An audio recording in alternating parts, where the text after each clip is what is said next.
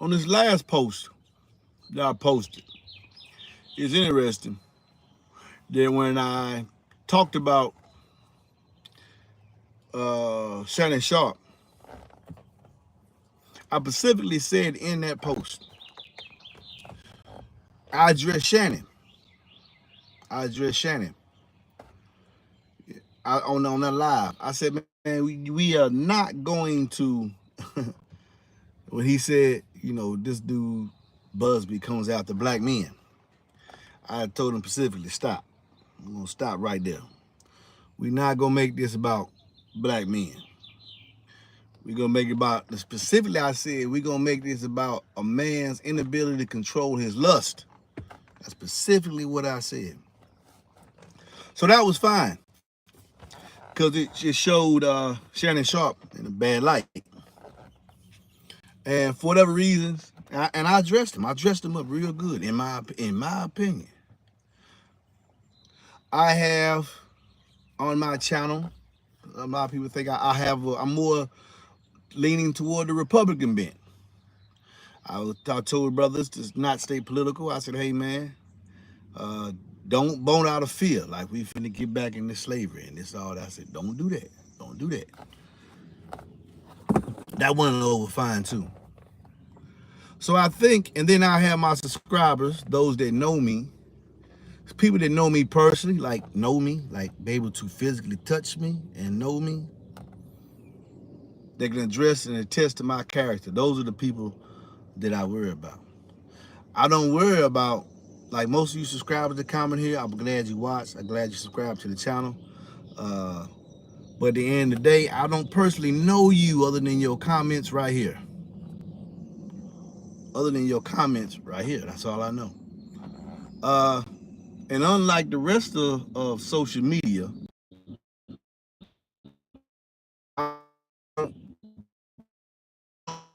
we are friends just because you subscribe. It's nothing. I see guys say all the time, when I got Facebook friends, and as a 52-year-old male, first thing come to my mind, so because they see a couple of posts that you do on Facebook and they friends you, you think the word friend actually means that they're your friend because you got them on social media, Instagram, follow them Instagram. And I said, okay, that's just 21st century males, not me. So, but if you watch, those of you who've been rocking me since I had about 1,700 subscribers to who I am now, y'all pretty much know me. And then recently, within the last, well, know what my platform about and understand some of my positions. You don't really know me because, like I say, you're not even in physical, close to me physically. Know my mother's name, sister's name, brother's name, children's name, none of that. None of that. So that's that. You have to take that for what it is. This term. But I noticed on this last coast, they said, and a couple of times I've seen subscribers say, oh, here you go using the race card. And I ain't say nothing, because everybody got their opinion. I think that I am, me personally, I'm not the only one, but I think I am the practical representative of the subculture of here in America. Honestly, before I was a business owner, I've held a job. I have been at one time I was living in the street. I made a name for myself down there. Uh, so I think I'm a real rounded representative of this subculture. So much so that I can, and I believe I have the right to say,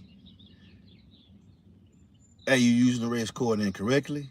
When something is kind of prejudiced or racist bent, I can say that because in this country, my subculture was at one time the what do you call that? I was the protagonist. I was the victim of that. Not me, not me, but my descendant. And I can honestly say, truthfully, for me and my family, this last name Bethley came from a descendant. I could trace my all the way back to on my grandmother's side, the owner that owned us. So, with that being said, and me being a facet of a lot of different things, I can, like what I did with Shadur Sanders and what happened to him, say, yeah, did you use the race card? Now I don't call it the race card, but I call it what it is. And that's what it was, in my opinion. I have, and those that know me know that even with the tumultuous period that we've had here in America, I still have a measure of respect, utmost respect, and admiration for the country that I live in. I appreciate it because I've been outside the country. Some ain't. I've studied other cultures and realized that what I'm able to do here in every nation that has tumultuous past, it's a grace. My side is chosen. And if I had to decide between living here and anything else in the world, I'm going to say America. Even with some of the things that we still have to deal with today, I still like America.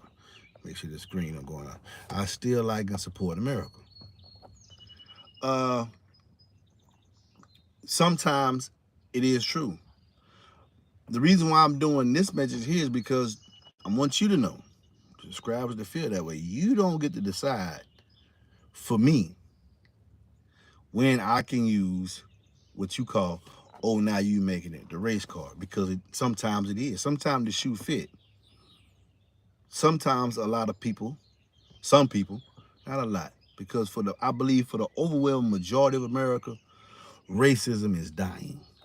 Dying means that it is not, I didn't say dead, means it did not exist. I said dying, which means that it is soon to be out the door. And Martin Luther King's dream of you'll be judged by the content of your character will be, I can see his dream coming to realization. Some people are, I can't agree with that, man, because this was the administration. That's your opinion. Can't argue that. Not gonna argue that. But in my opinion, racism is dying. I have a lot of testimony and testaments to that. Uh, the issue here, I think the main thing issue is that we address it here and there, but no one is being fair. Like with me, if you watch all my videos, particularly ones that have nothing to do with cardio, these commentary videos that I do, yeah, I'm fair. I totally told Shannon, this ain't it. Don't do that. Don't make this no black man thing. This ain't got nothing to do with black people. But yes, again, I turned around and addressed what happened with Shador and said, oh yeah, this is definitely that. This is definitely a part of that. And not necessarily racism, more so uh, you should know your place. And that is a vestige or a little attribute of that. So it hasn't fully died. You know, some people get a little angst. When some people have a little angst that I'm as cocky as I am in what I do on the channel. And that I am confident enough to ignore for the most part, most of you. Because I know that the overwhelming majority of my subscribers are not on that time. But I am addressing it here. So for those who are just now coming and you realize, no, I'm not on that bent, but when I do see it, I will say it. I have this platform. It is my platform. I'm going to use it accordingly.